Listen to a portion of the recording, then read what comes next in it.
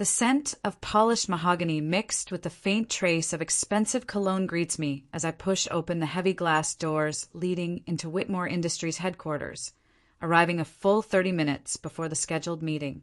The quarterly board session isn't set to begin until 9. Yet something in my father's tone during our brief conversation yesterday has been lingering in my mind ever since. He had described it as nothing more than a simple discussion about budget reallocations, but the tightness in his voice betrayed something more deliberate. The executive floor stretches out before me with an almost oppressive quietness, thick cream-colored carpet muffling every step, walnut paneling reflecting the recessed lights in subtle golden hues.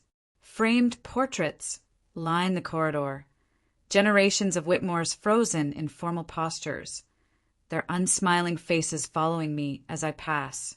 My own outfit, a modest charcoal pantsuit and low black heels, suddenly feels painfully understated, a visual reminder of the distance between my world of research and their polished corporate empire. Then, faint voices drift from the direction of the boardroom, halting my steps. The door is slightly ajar, a slim beam of light spilling across the hallway carpet. Just sign here, Robert. Vertex Dynamics will transfer the funds as soon as the deal closes, says an unfamiliar voice, clipped, formal, and impatient. My father's baritone answers, laced with restrained irritation. $3.5 million is theft, given how much we've invested in that division. The stranger counters smoothly, it's a generous offer for unproven technology. And then I hear it, my sister Isabel, her tone silk smooth and commanding. It's more than fair, Dad. My stomach knots. They're talking about my division, my research. I push the door open fully. The hinges protest softly, and 4 heads turn sharply in unison. My father sits at the head of the table in his immaculate Italian suit. Beside him, Isabel glows in her signature crimson blazer adorned with gold buttons that could easily cost more than my rent for an entire month.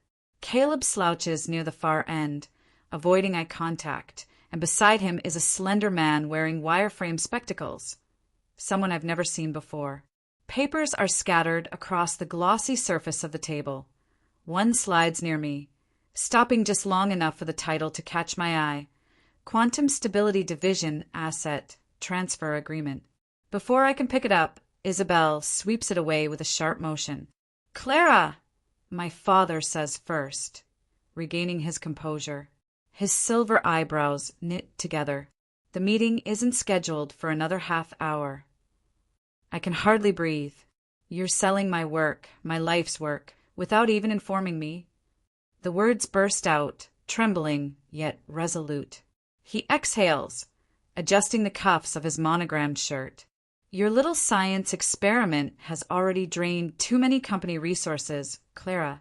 6 years of funding, and not a single tangible outcome for investors. I take a step closer, my hand shaking. Nothing tangible. We reached quantum stability at room temperature for 17 minutes. Do you understand what that means? Isabel lets out a sharp, crystalline laugh. Clara's basement tinkering, she says to the bespectacled man, her tone dripping with mockery. Always promising breakthroughs that never seem to appear. He smiles faintly, clearly complicit.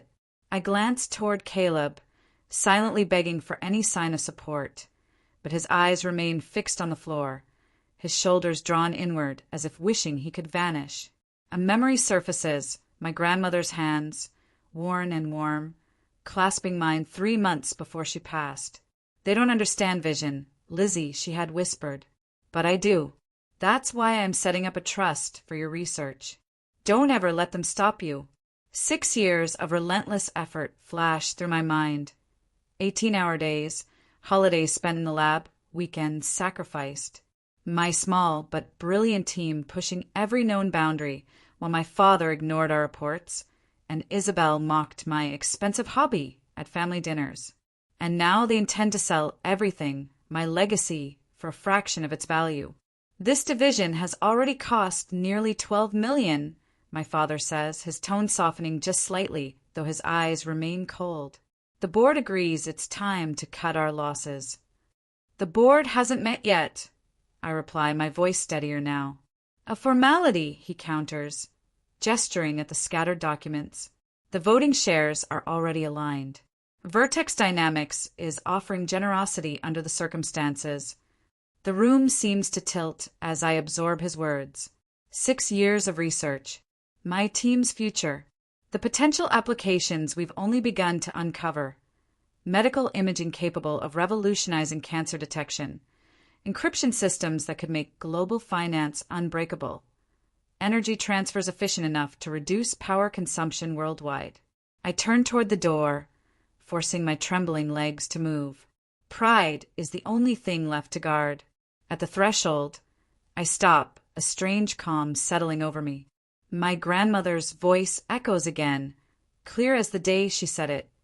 Remember who owns those patents, Lizzie. Protect what's yours. I turn back to face my father, whose expression is a mix of annoyance and impatience. You might want to verify the ownership of those patents before you sign anything. I say evenly. The air stills. Confusion flickers across my father's face, quickly followed by unease. Isabel's hand freezes midair, her expensive pen hovering inches above the signature line. Caleb finally lifts his head, his eyes widening as realization dawns. I walk out, closing the door behind me with a quiet click that echoes like distant thunder in the silence that follows. The revolution has quietly begun. The following morning, after securing every document tied to my research, I pace the living room while sunlight filters through the blinds in long, pale lines. My fingers repeatedly dial Julia's number. 6 years of work, and they had tried to sell it off like spare parts, without even warning me. When she finally answers, her voice carries urgency. I'm outside, Clara, and I didn't come alone. I open the door to find Julia Carver standing tall in a tailored charcoal gray suit that makes my own clothes seem almost casual. Behind her is Dr. Nathan Keller, my research partner, carrying an overstuffed accordion folder. Julia steps inside briskly, her heels striking the hardwood with purpose. You were right, she says, already scanning the room. We found everything. Nathan sets up his laptop on the kitchen counter as Julia spreads a cascade of documents across my coffee table, each page a revelation. Your father has systematically blocked every single funding request you filed for the past 3 years, she says, tapping a thick folder with one manicured finger. And that's not even the worst part. Nathan swivels his laptop toward me. Look familiar? On the screen glows a PowerPoint presentation labeled with Isabel's name. The slides display quantum stability algorithms, identical to ours, copied line for line. My voice catches. She's been stealing our research, I whisper, disbelief tightening my chest. Nathan nods grimly. Remember Jason from IT? Isabel convinced him she needed admin access to our servers for a security audit. That's how she did it. She's been quietly siphoning our data for nearly a full year. The words hang in the air as my body goes numb. I sink onto the sofa, the room tilting just enough to make the edges blur. She presented this as her own work. I whisper, struggling to comprehend the enormity of it. Won awards for innovation. Nathan's normally kind expression hardens, and earned quarterly bonuses for her supposed breakthroughs, bonuses larger than our entire lab budget combined. Julia slides a heavy folder toward me, marked Whitmore Industries internal correspondence. Inside are printed email exchanges between my father and Isabel spanning several years. One line from him reads, "Don't worry about Clara's funding requests. The board never sees them. I make sure of it." Another from Isabel follows. Had dinner with Vertex Dynamics executives tonight. They're very interested in quantum stability applications. I told them my division is making remarkable progress. My father's reply chills my blood. Good. Clara's project is draining resources. When the time is right, will transition ownership to your division. Family legacy must take priority over individual credit. My hands tremble as fury builds, hot and rising like bile. I think of all the weekends my team spent working unpaid hours, the countless reports ignored, the humiliation of being dismissed as the family eccentric, while Isabel quietly stole every discovery I made. I look to Julia, who stands with her arms folded, waiting for my decision. We're going back there, I say, rising. Right now. An hour later, the three of us stride through the glass entrance of Whitmore Industries. The receptionist, accustomed to my visits, buzzes us through without hesitation. In the elevator, Julia passes me a thick binder of documents. Your grandmother was far shrewder than any of them realized, she says. These patents are ironclad, registered under your name and funded entirely by her trust. Your father has no legal claim. When I open the boardroom door, silence settles over the room like a storm cloud. My father sits at the head of the table, his expression unreadable. Isabel, radiant in a perfectly fitted burgundy suit, leans back with self-satisfaction. Caleb occupies his usual seat, shoulders slumped, gaze fixed on the polished table. 3 board members, men I recognize from my father's golf circle, watch curiously. Clara, my father says in a tone that borders on warning. This is a private meeting. Private? You're discussing my research division, I reply, stepping fully into the room. Julia and Nathan follow close behind, shutting the door with finality. So yes, I should be here. Isabel's confident smile wavers. We were merely reviewing an asset realignment, she begins coolly. You mean theft? Nathan cuts in sharply, placing a small flash drive on the glossy table, of intellectual property that doesn't belong to either of you. Julia steps forward, her calm authority filling the room. I've compiled documentation detailing systematic intellectual property theft, fraudulent attribution of research, and deliberate misuse of corporate funds. She slides neatly bound packets to each board member. These patents are held independently through the Matilda Whitmore Trust in Clara's name. Any sale attempt to Vertex Dynamics would constitute corporate fraud. Color drains from Isabel's cheeks as she snatches a copy, flipping through it with frantic precision. You always did love theatrics, Clara, my father says, though the certainty in his tone is fading. This is business, not personal.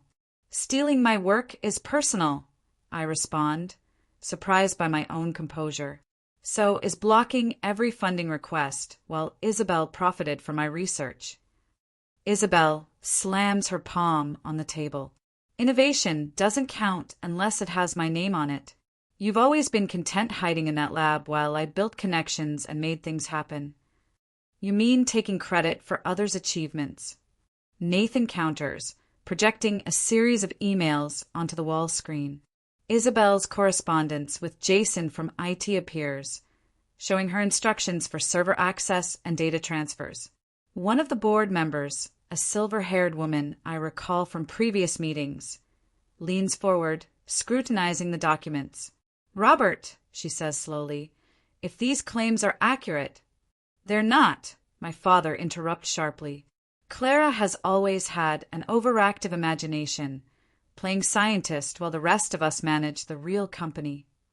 He rises to his full height, towering over me, eyes blazing with fury. You'll never work in this industry again. I made you, Clara, and I can break you. 6 years ago, his words would have shattered me. Now, they only strengthen my resolve. The patents are mine, I say evenly, funded by grandmother's trust. She believed in what you refused to see. A heavy silence follows. Even Isabel stops rifling through the papers, her face taut with calculation. The silver-haired board member finally stands. We'll need an emergency meeting tomorrow morning, she declares. Full board attendance, complete financial disclosure, no exceptions. Her gaze fixes on my father. A flush creeps up his neck as he realizes he's lost control. This meeting is adjourned until tomorrow, she adds firmly. I gather my documents, aware of every pair of eyes tracking my movements. As I reach the door, Isabel's voice slices through the silence. Family loyalty used to mean something to you, Clara. Her tone drips venom.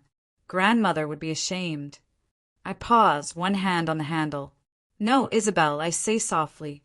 Grandmother knew exactly who you were. That's why she left the trust to me. The door closes behind us with a muted click that sounds louder than thunder. In the hallway, Julia grips my arm gently. First round to you, she whispers. But tomorrow is the real battle. I nod, the truth of it sinking in.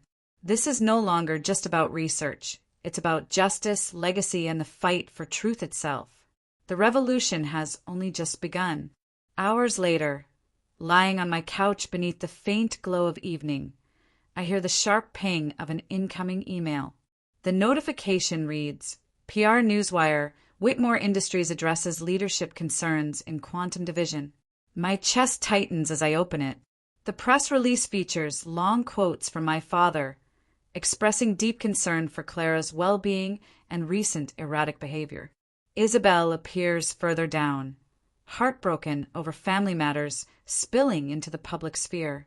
The implication is unmistakable. I'm unstable, untrustworthy, a danger to the company's future.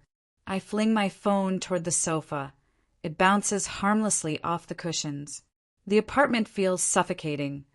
Bookshelves crammed with research journals, coffee table buried under diagrams and formulas, beakers and measuring cylinders scattered across the kitchenette where I once tested energy transfer models after midnight. The phone buzzes again. Unknown number. Dr. Whitmore, a calm male voice says when I answer, "This is security.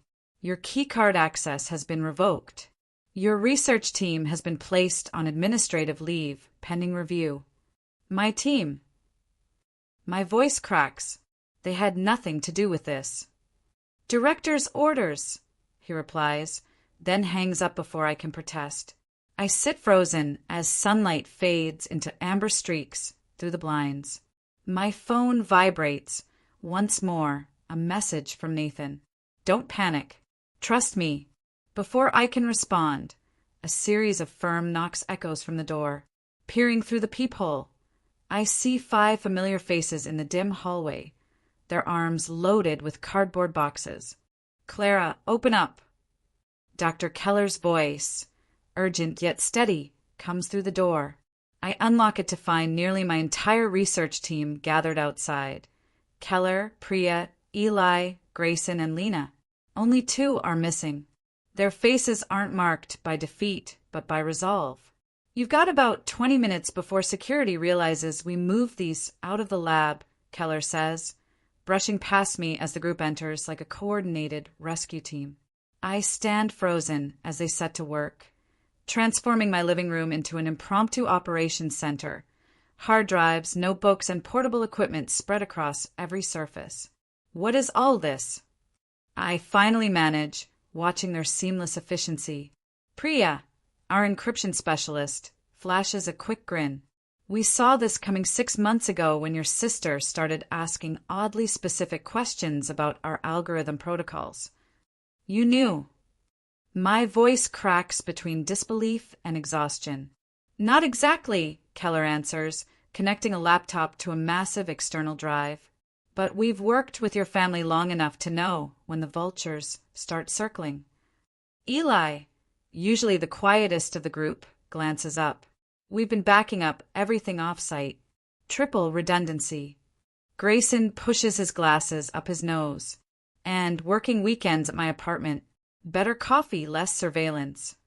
Lena, the youngest of the team, holds up a small flash drive gleaming in the lamplight. But this is the crown jewel, she says with quiet pride. 3 weeks of progress on the quantum stability algorithm. They have no idea it exists. Before I can respond, a sharp knock freezes everyone in place. Keller signals for silence while I tiptoe toward the door. Through the peephole, I see Caleb standing alone, glancing nervously down the hallway. I open the door, just enough to block his view inside. What do you want, Caleb?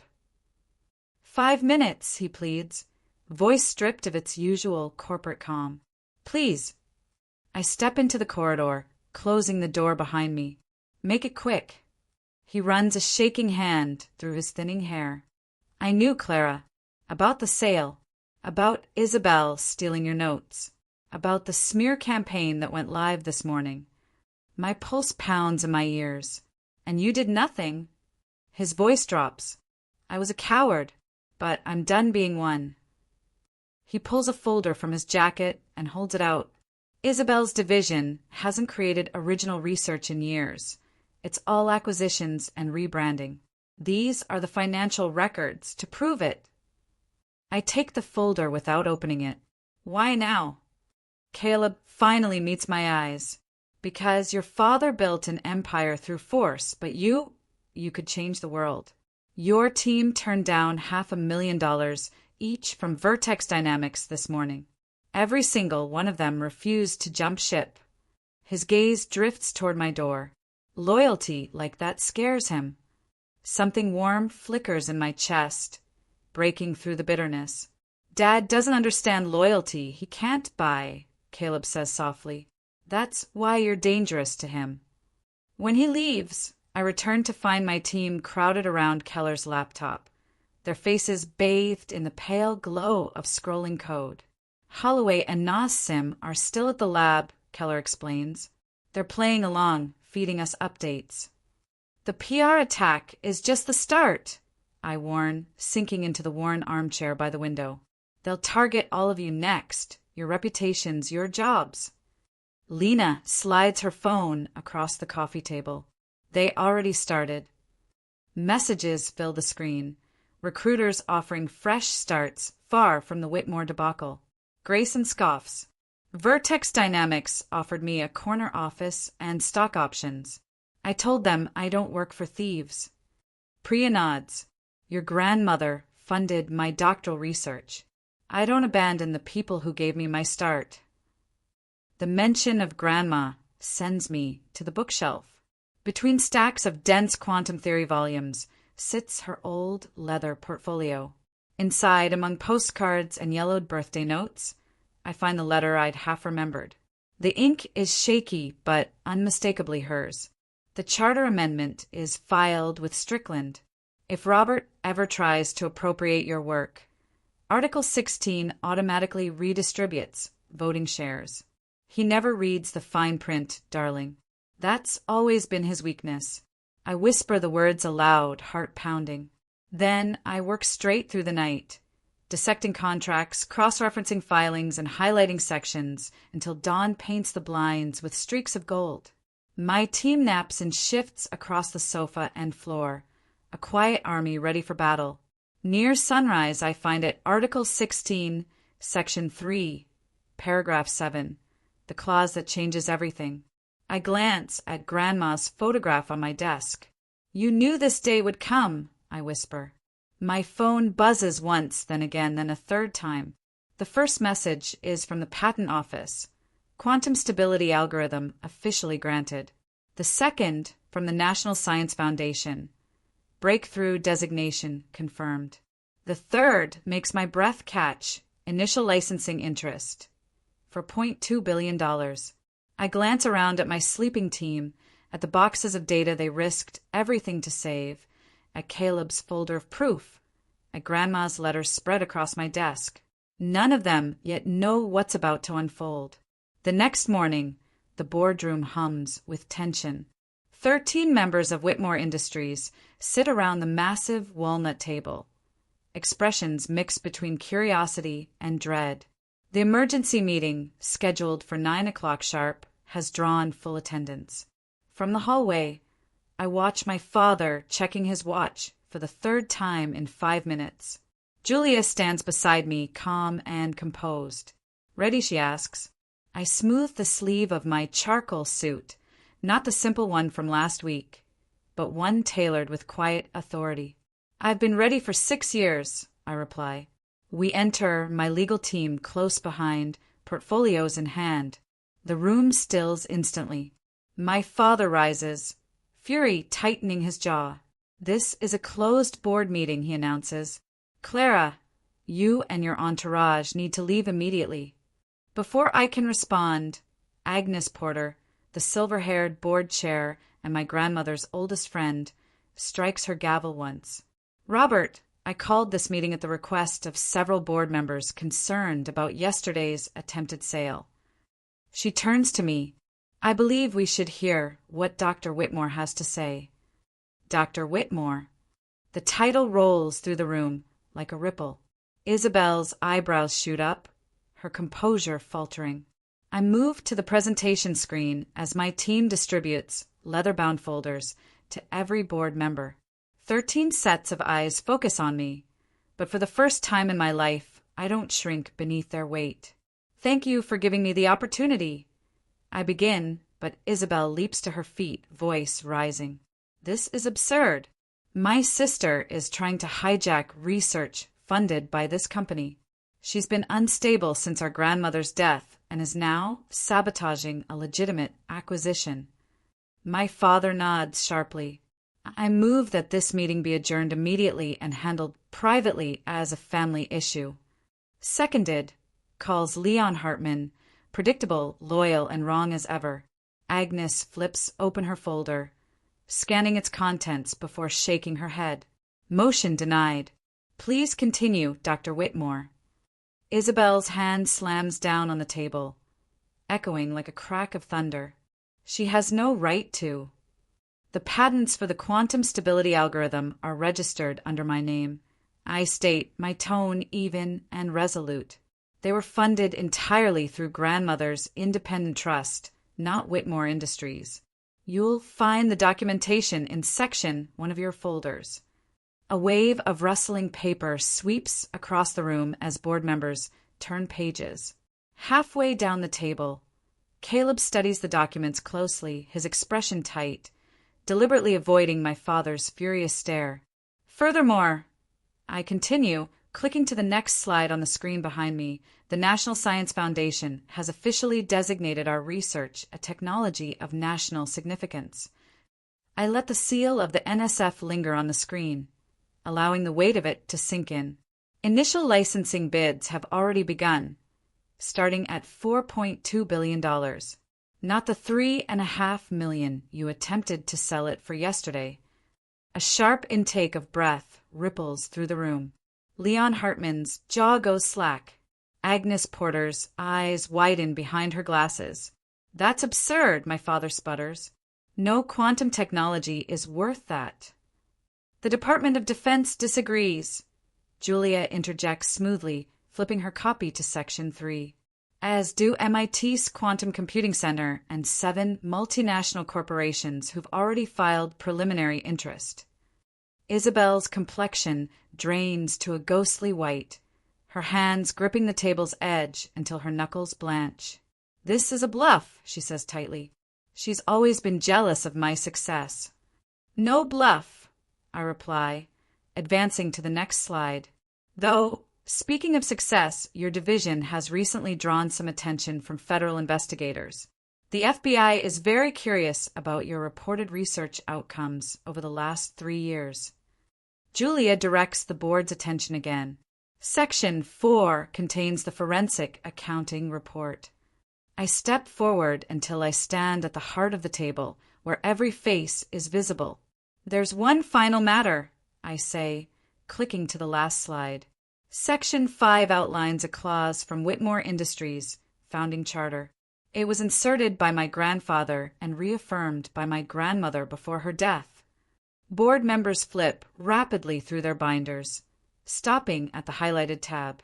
In the event of an attempted appropriation of intellectual property, I recite clearly, the voting shares automatically transfer to the party whose research was targeted. I hold my father's gaze. As of yesterday, when you tried to execute the Vertex Dynamic sale, I became the controlling shareholder of Whitmore Industries. The room explodes with questions. Board members lean forward, voices overlapping, their focus fixed on me, not him. For the first time in my life, my father looks genuinely uncertain. He stands abruptly, his chair scraping across the marble floor. This meeting is over. My attorneys will. The meeting isn't adjourned yet, Dad. I interrupt, the word foreign but firm. Please take your seat. The boardroom goes utterly still. My father hesitates, caught between rage and disbelief. Then, slowly, he sinks back into his chair. Agnes raises her gavel and gives one measured tap.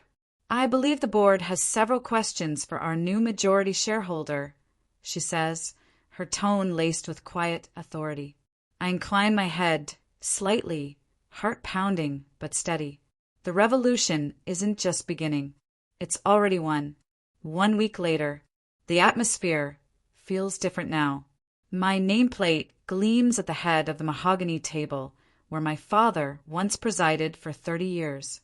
1 week into my tenure as chairwoman, and the leather still feels unyielding beneath me, as if testing my right to be here. Board members file in. They're polite, smiles thin but respectful. Their glances flicker between me and the 2 empty chairs reserved for Robert and Isabel Whitmore. Moments later, the pair enters, the air itself seeming to cool. Isabel's crimson blazer blazes like a warning light, while my father wears his trademark charcoal pinstripe suit, immaculate as ever. "Clara," he says, voice clipped and formal, stripped of any warmth. He takes his seat without waiting for permission. Isabel follows. "This meeting will now come to order," I announce, surprised by the calm in my own voice. Before I can continue, my father slides a folder across the table. "A proposal for family reconciliation," he says evenly. "For the good of the company." Isabel leans forward, her smile sharp. The press would devour a story about a daughter overthrowing her father. Family betrayal at Whitmore Industries. Think of the headlines, Clara. Think of what it'll do to the stock price. Their attorney, Gregory Hale, a heavy-set man with an air of smug confidence, produces a document of his own. "This is a formal cease and desist regarding your use of Whitmore family patents," he says. "The Whitmore name is trademarked, and your grandmother's trust does not override corporate bylaws." The old Clara, the one dismissed for years as a quirky scientist hiding in her lab, might have folded under the weight of those words. But that woman no longer exists. "Before we address your concerns," I reply, tapping my tablet, "I'd like to introduce the board to Project Helios." The wall screen brightens, revealing images of a vast facility gleaming under fluorescent light. "This project was funded by my grandmother's trust," I continue, "and developed in a converted warehouse 30 miles from headquarters. While you were busy undermining my work, my team achieved quantum supremacy, sustained stability for 78 minutes. Gasps circle the table as I advance the slides, cutting-edge laboratories, complex schematics, data logs. We've applied this technology to protein-folding algorithms and already identified 3 potential treatments for aggressive cancer variants. My father's expression barely changes, but his jaw tightens. Additionally, I add, letting my words sink in, our carbon capture technology has secured government contracts totaling $7 billion. Isabel's pen slips from her hand, clattering against the table. Caleb straightens in his seat, eyes wide. Since the patent announcements last week, I continue, Whitmore Industries stock has risen 70%. Any questions? The silence stretches long enough to be uncomfortable. Finally, Agnes Porter clears her throat. "I believe we'd all like to hear more about these developments, Dr. Whitmore." I nod toward Julia, who begins distributing sleek tablets to each board member. "Contained here," I explain, "are the results of a forensic audit covering the innovation division over the past 5 years. As Isabel scrolls through the document, the color drains from her face. "You'll note," I continue, "that her division hasn't produced a single piece of original research since 2019. What they have produced is a consistent pattern of misconduct, falsified results, plagiarized data, and fraudulent grant expenditures. This is outrageous," Isabel sputters, but the conviction has vanished from her voice. Agnes leans back, folding her hands. Outrageous or not, the data speaks for itself. I glance toward my father. His face remains a mask of stone, but behind his eyes I can see it, the dawning realization that the empire he built on intimidation and control now belongs to the daughter he underestimated. Page 12 outlines the details of my father's covert negotiations with Solara Holdings, revealing his intent to sell a controlling interest in Whitmore Industries to foreign investors, without seeking board approval. He slams his palm onto the table. You've gone too far, Clara. I continue speaking as though he hasn't said a word. The final page, I explain, advancing the slide, shows comparative financial performance across every division. Mine remains the only consistently profitable sector, despite receiving the smallest funding allocation.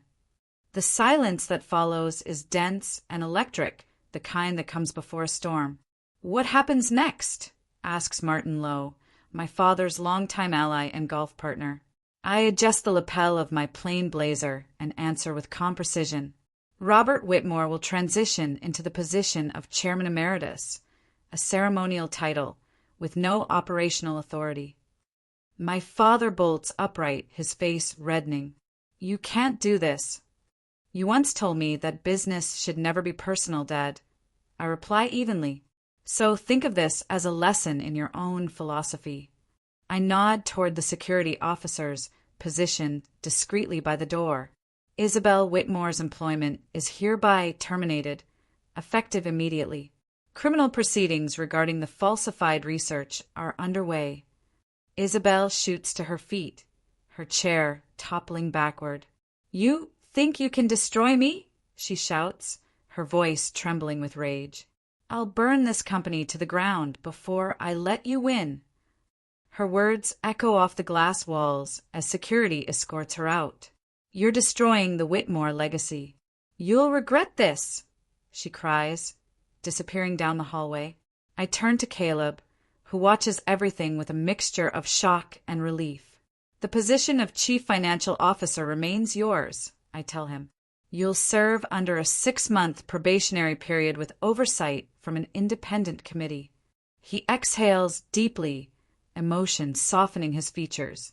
Thank you, Clara. I won't let you down. Agnes Porter will serve as interim chief operating officer until our transition period concludes, I add, scanning the room. All those in favor of approving this restructuring plan.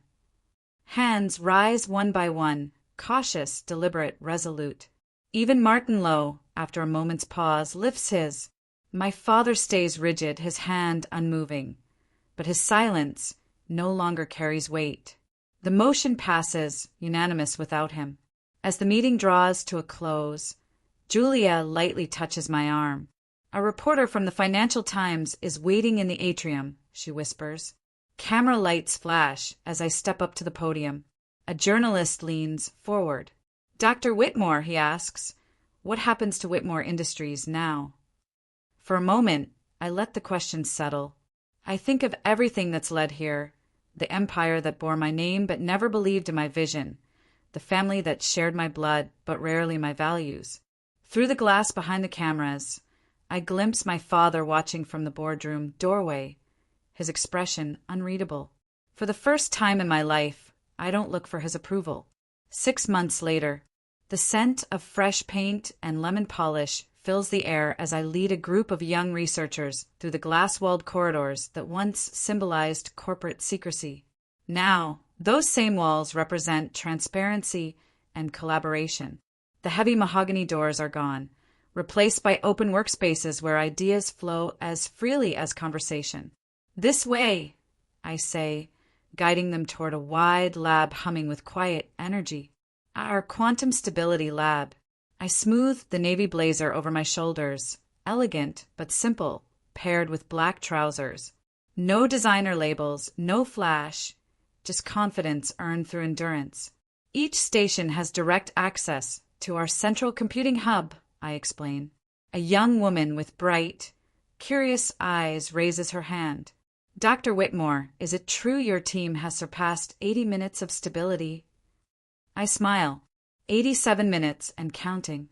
And please call me Clara. Later that afternoon, I find myself back in the boardroom, the place where everything once fell apart and then came together again. The same polished table that nearly bore the signatures that would have stolen my life's work now displays patent documents for our latest achievement. Quantum-based cancer detection technology, boasting a 96% accuracy rate. The board members lean forward, engaged, their faces lit with genuine interest instead of skepticism. Early clinical trials are exceeding all projections, I tell them. Our targeted quantum imaging detects cellular anomalies up to 3 years earlier than conventional methods. Applause follows, warm, sustained. When it fades, the door opens quietly. My mother, Elaine, stands hesitantly in the doorway. She looks smaller without her signature pearls and designer suits, dressed instead in a modest gray dress that softens her presence. I didn't mean to interrupt, she says gently. You're not interrupting, I assure her as the board disperses.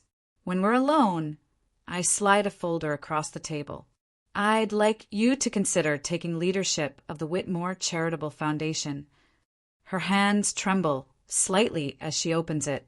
After everything that's happened, your father, Isabel, grandmother would have wanted restoration where possible, I reply quietly, even if not every bridge can be rebuilt. That evening, I gather with my original team, now heads of their own divisions. Champagne glasses clink softly beneath the warm glow of pendant lights. To Clara, Dr. Keller declares, his loyalty unshaken through the darkest months. The one who saw what the rest of us could only dream.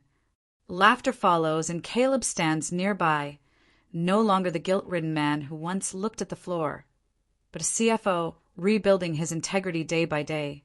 Before leaving, I return to my office.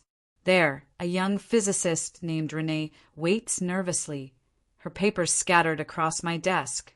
Everyone says my models are too theoretical, she confesses, shoulders hunched. I recognize that posture, that voice, the same uncertainty I once carried. Never let anyone tell you your ideas are too ambitious, I tell her gently. The quiet ones are usually the ones building revolutions. When the building finally empties, I hang grandmother's portrait beside the framed patent that started it all.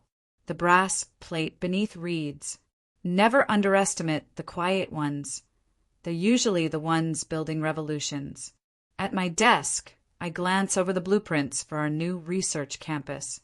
A news alert flashes across the corner of my screen. Whitmore Industries value triples, following structural reform. I smile, close my laptop, and look at the clock, 5:30 in the evening. For the first time in years, I'm leaving on time. The revolution, I realize, was never just about quantum science. It was about redefining what and who truly matters.